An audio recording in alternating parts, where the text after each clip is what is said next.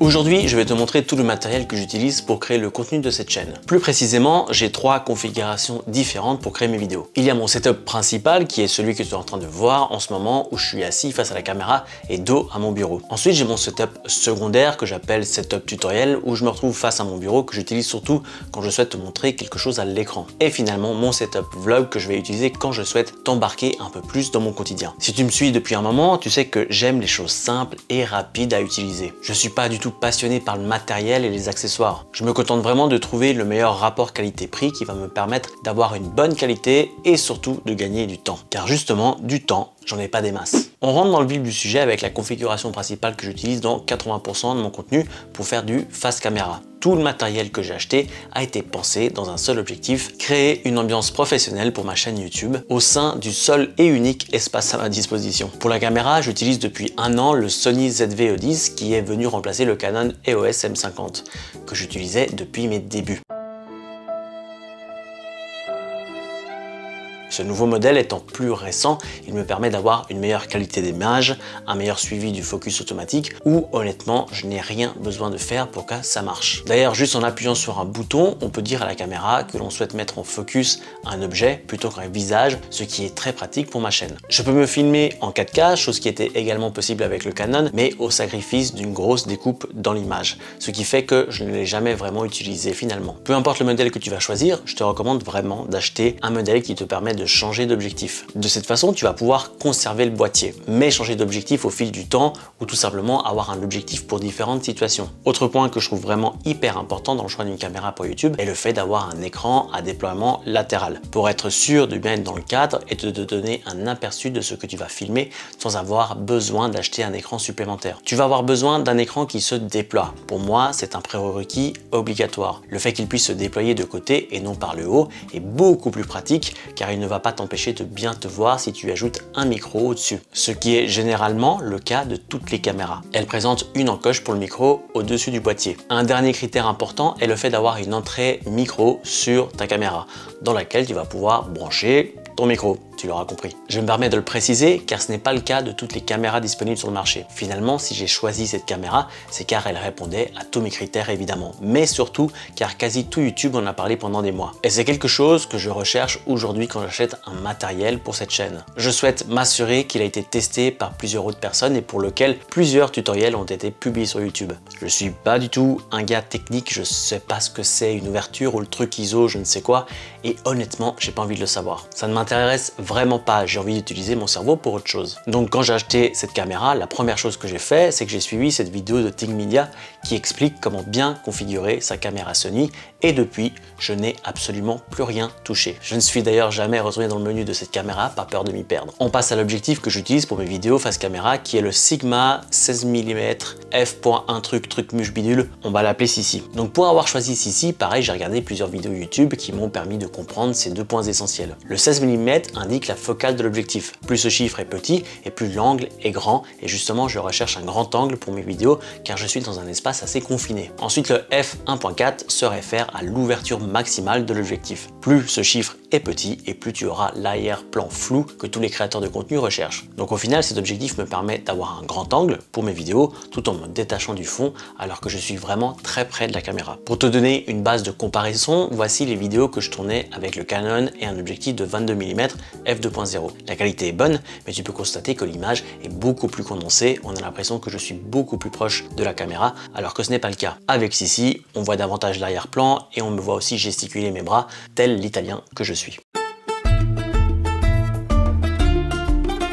Finalement, le choix de l'objectif va dépendre de l'image que tu souhaites avoir et de l'espace que tu as à ta disposition, je dirais. Encore une fois, c'est le choix que j'ai fait par rapport à mes contraintes. Mais si vraiment tu as un doute, je dirais que le combo Sony ZV-E10 et Sissi me paraissent être le meilleur rapport qualité-prix que tu peux avoir en 2024 pour ce genre de résultat si c'est ce que tu recherches. On passe au micro où mon conseil va être extrêmement simple. Plus ton micro se rapproche de ta bouche, plus le son dans ta vidéo sera clair. Plus tu vas éloigner le micro de ta bouche, plus tu vas devoir mettre le prix dans un bon micro pour avoir un bon bon son. Pour ma part, il était hors de question d'avoir un système de micro posé sur une perche qui est tout juste coupé dans le cadre, comme le font la plupart des créateurs de contenu de haut niveau. J'ai pas du tout envie que cette chambre à coucher devienne un studio d'enregistrement ultra encombré de matériel en tout genre. Et autre prérequis, je ne souhaite pas du tout m'embêter, pour rester poli, avec un micro qui enregistre le son sur une autre piste et que je vais devoir ensuite synchroniser avec la vidéo lors du montage. Moi, je souhaite un micro qui se branche directement à ma caméra, encore une fois pour simplifier au maximum ma façon de créer du contenu. J'avais donc commencé mon aventure YouTube avec le Rode Video Micro qui doit coûter environ 50 € aujourd'hui et que tu poses simplement sur ta caméra. L'avantage est qu'il n'est pas cher, mais son inconvénient est que justement, il est loin de ta bouche et à ce prix, il n'y a pas de miracle,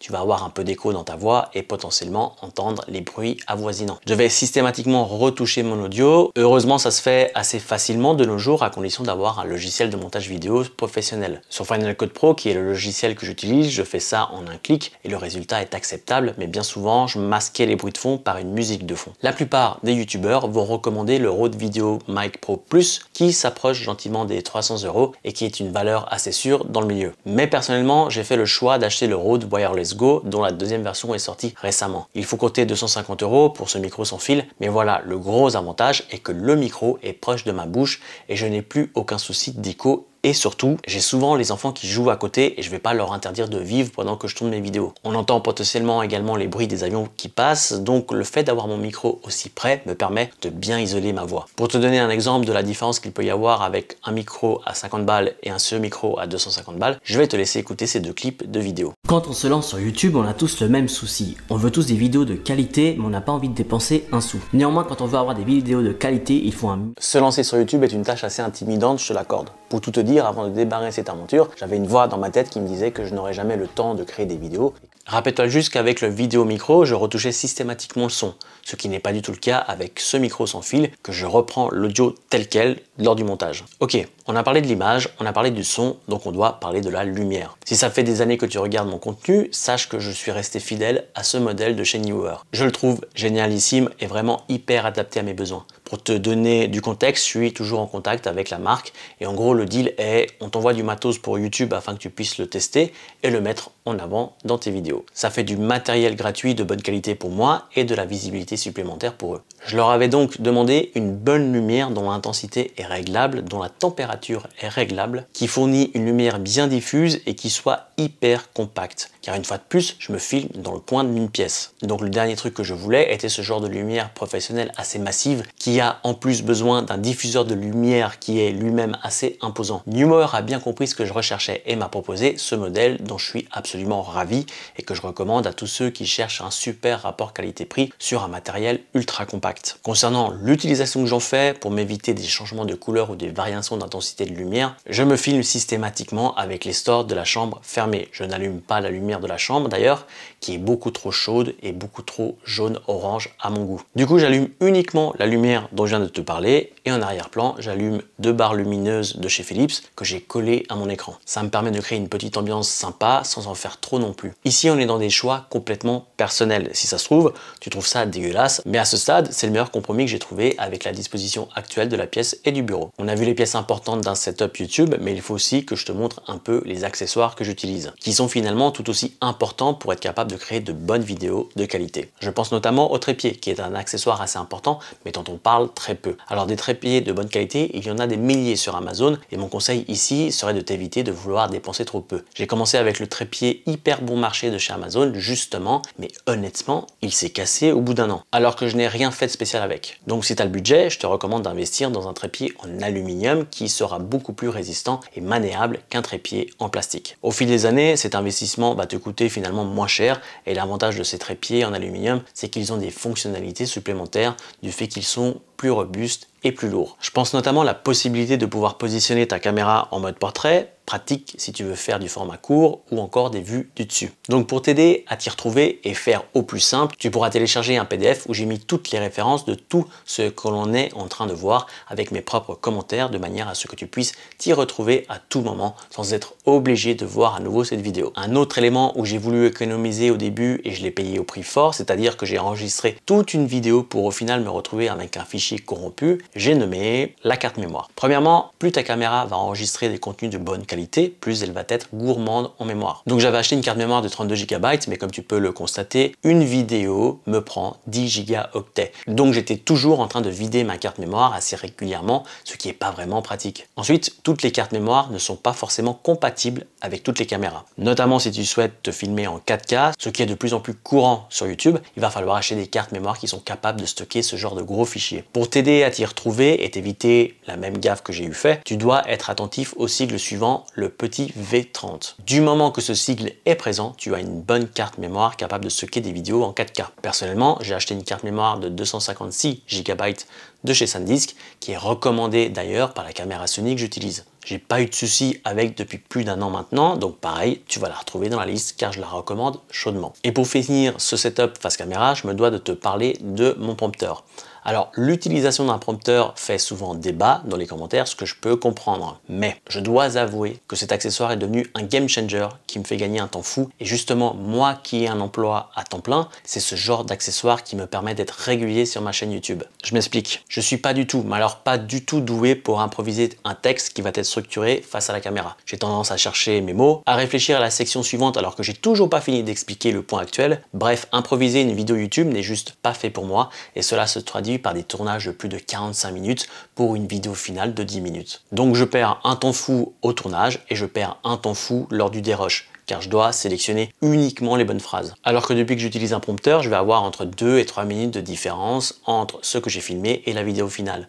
Et je me retrouve d'ailleurs avec un contenu beaucoup moins saccadé et beaucoup plus naturel. Justement car je suis pas en train de prendre des petits bouts de phrases correctes parmi tout un tas de ratures pour en faire une vidéo compréhensible lors du montage. Je gagne donc facilement 20 minutes voire 30 minutes sur mon tournage. Je gagne en tout cas une bonne heure de dérush, donc on est déjà à un gain de 1h30 de travail. Concrètement, une fois le tournage fini, il me reste à poser uniquement les inserts comme les titres ou les images et c'est fini. De plus, vu que je vais devoir tout écrire à l'avance, ça me permet d'avoir des vidéos qui sont concises et hyper complètes. Tout est bien structuré, je me répète pas 2 fois sur le même sujet et honnêtement, je crée le contenu que j'ai envie de voir. Je déteste quand un créateur de contenu part dans tous les sens ou me répète plusieurs fois la même chose. Ou encore pire, quand il meuble. Moi, je suis pas du tout dans ce délire de faire des vidéos longues juste pour satisfaire l'algorithme. Je fais avant tout des vidéos pour te satisfaire toi, et je pars du principe que ton temps est précieux. Alors au début, ça peut te donner un sentiment de texte lu. Clairement, les premières vidéos ne sont pas forcément hyper naturelles, mais honnêtement, j'ai jamais eu de message à ce sujet. Avec le temps et la pratique, le fait d'être obligé d'écrire le texte de mes vidéos me fait mémoriser ce texte. Donc, dès que je le vois apparaître à l'écran, je sais exactement ce que je dois dire, et là, mon cerveau est capable d'improviser,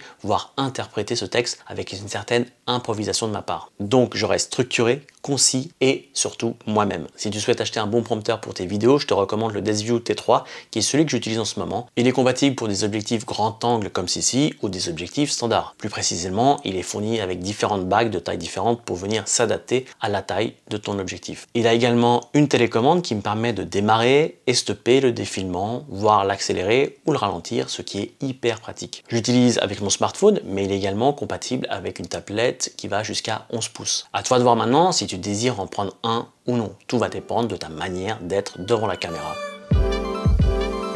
On passe au setup tutoriel que j'utilise quand j'ai envie de te montrer quelque chose à l'écran. Pour te donner du contexte concernant cet espace de travail, tu dois savoir que j'ai un boulot à temps plein en tant que manager dans le domaine de l'informatique. Mon boulot est fait d'un peu de développement logiciel aujourd'hui et surtout de beaucoup de management, ce qui passe par beaucoup de réunions. Suite à la Covid, le télétravail s'est un peu plus démocratisé et je me retrouve dans cette pièce 2 fois par semaine. Et il faut compter environ 6 à 8 heures de temps supplémentaire pour développer cette chaîne YouTube. J'avais donc besoin d'avoir à disposition un setup confortable, prêt à l'emploi et simple à utiliser une fois de plus. Pour la caméra, j'avais d'abord pensé à utiliser mon nouveau Sony, qui peut être branché à un ordinateur pour être utilisé comme une webcam. Ça me permettait d'avoir un autre usage intéressant pour cette caméra et de l'amortir un peu plus. J'avais donc acheté un bras articulé afin de le fixer, le tout à mon bureau. Alors ça marche bien, mais je dois avouer que j'ai pu ressentir de la chaleur émanée de la caméra, car comme je te le rappelle, je passe pas mal de temps en réunion. Je me suis donc dit que j'allais éviter de faire surchauffer inutilement cette caméra et j'ai finalement investi dans une webcam de chez Logitech. C'est le modèle Brio Ultra HD pour être précis.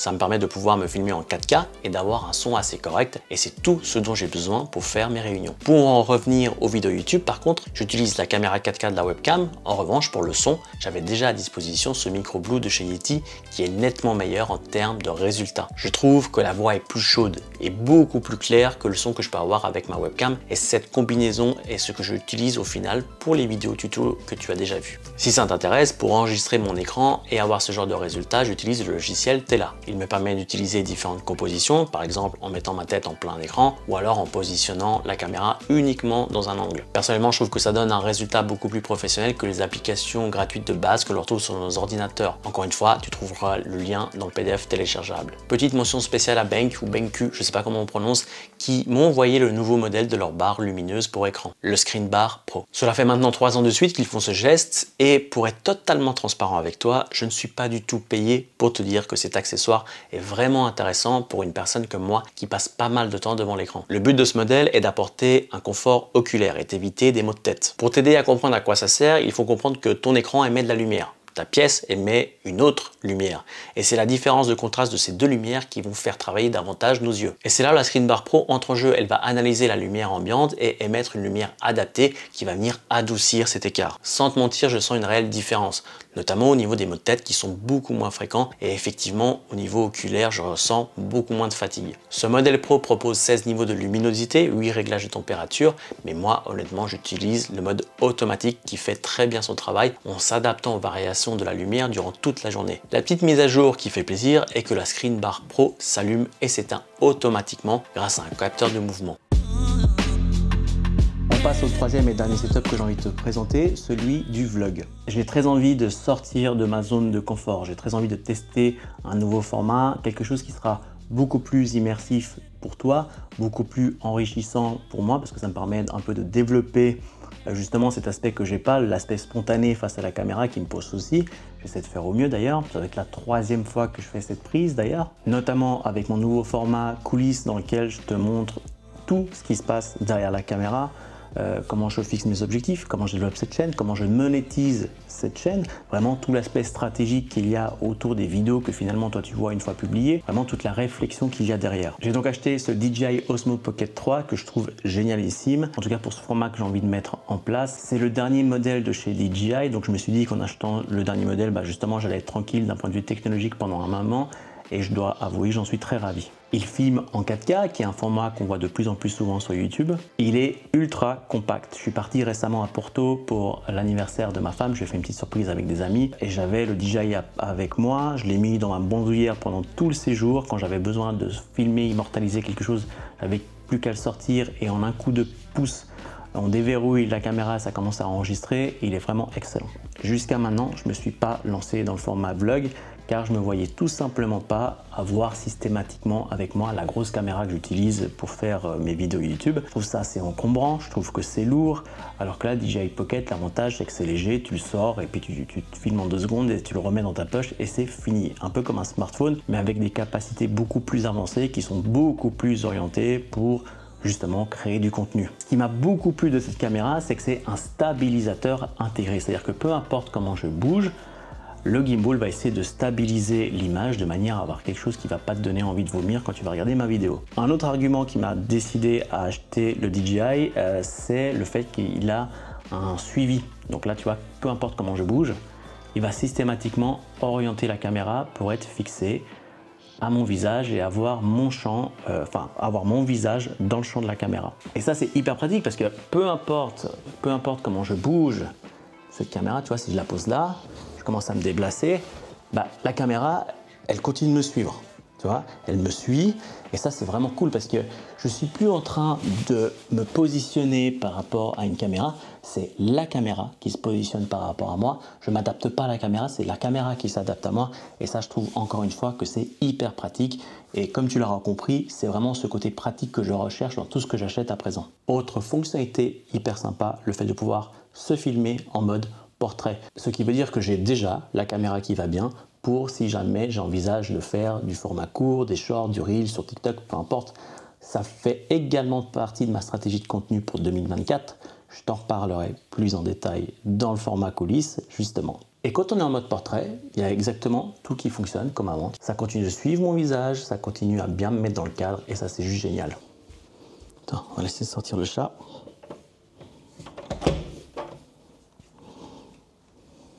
Un autre point qu'il faut soulever, qui me semble très important, et que pour moi cette caméra est vraiment très utile si tu achètes le Combo Creator. Si comme moi, tu n'as jamais eu de DJI Osmo Pocket, peu importe le modèle, tu te retrouves juste avec une caméra. Alors que si tu prends le Combo Creator, tu as la caméra, le micro que je suis en train d'utiliser en ce moment même, tu as une extension de batterie, tu as un petit trépied, ce qui fait que c'est extrêmement pratique justement si tu veux faire des plans et autres. Donc c'est là où pour moi on atteint 100% de son potentiel. Sans le Combo Creator, je trouve qu'on perd un peu de son utilité, notamment avec le micro. Là le micro ça marche hyper bien. Voilà, tu le branches, du moment que tu le branches et qu'il s'allume, le DJI le détecte, il n'y a pas besoin de faire des connexions spéciales ou autres, tout est assez simple d'utilisation et encore une fois c'est ce que je recherche. Tu peux attacher le micro avec un système de pince, c'est ce que j'utilise actuellement, mais il y a également un système d'aimant. En fait ça c'est hyper pratique, tu mets un petit bout de l'aimant dans ton t-shirt et tu mets le micro qui va venir se plaquer, donc ça c'est super pratique si tu n'as pas forcément un col comme j'ai maintenant, pour venir placer ton micro un peu où tu veux. Honnêtement, si je devais recommander une seule caméra à quelqu'un qui souhaite se lancer sur YouTube, je recommanderais celle-ci. Tu as une image stabilisée, tu peux faire du mode portrait, tu as le micro avec un son qui est vraiment de bonne qualité, l'image de bonne qualité, tu peux faire de la 4K. Qu'est-ce que j'ai pas dit? L'image est stabilisée quand tu bouges, etc. Le petit trépied qui va bien si tu as besoin de te poser pour faire du face caméra. C'est également une caméra petite, légère, ce qui fait que si tu veux faire des petits plans alternatifs, tu vas pouvoir le faire facilement. Tu as envie de te filmer en train de te boire un café, tu vas pouvoir le faire facilement, contrairement à si tu avais une grosse caméra avec un objectif que tu dois régler à chaque fois. C'est des petites choses sur lesquelles on ne pense pas forcément, mais quand tu es comme moi, que tu crées du contenu sur ton temps libre, bah c'est le genre de choses qui font que tu fais le plan ou tu fais pas le plan. J'ai plein d'idées de vidéos dans ma tête, j'en fais pas 3/4 parce qu'à chaque fois c'est par manque de temps et généralement ce genre de matériel te permet d'en gagner énormément. Donc vraiment si je devais recommander une caméra pour quelqu'un qui se lance, ça serait celle-ci. Comme à chaque fois que je fais ce genre de vidéo, j'ai envie de finir avec un message qui selon moi doit être partagé impérativement. Ici je t'ai fait la liste de tout le matos que j'utilise actuellement. Comprends bien qu'il m'a fallu des années pour avoir tout ça et j'ai d'ailleurs reçu pas mal de matos gratuitement comme tu as pu le comprendre. Donc l'idée de cette vidéo n'est pas de te bloquer et de te dire que tant que tu n'as pas tout ça, tu ne peux pas te lancer sur YouTube. L'objectif de ce genre de vidéo est de te donner un aperçu de ce qui pourrait être un setup professionnel pour aller plus loin dans ton aventure. Mais comprends bien que l'essentiel sur YouTube est de commencer avec ce que tu as sous la main. Si tu as juste un smartphone comme caméra et la lumière ambiance de ta chambre, commence avec ça. Tu pourras toujours perfectionner la qualité audio et vidéo de ton contenu avec le temps. En parlant de temps d'ailleurs, il y a des chances que tu développes cette chaîne YouTube sur ton temps libre. Et il se trouve que j'ai publié récemment une vidéo où je t'explique comment je développe ma chaîne YouTube uniquement en 6 heures par semaine. On se retrouve dans l'autre vidéo. Moi je te dis à bientôt pour un prochain contenu. D'ici là, prends soin de toi. Ciao.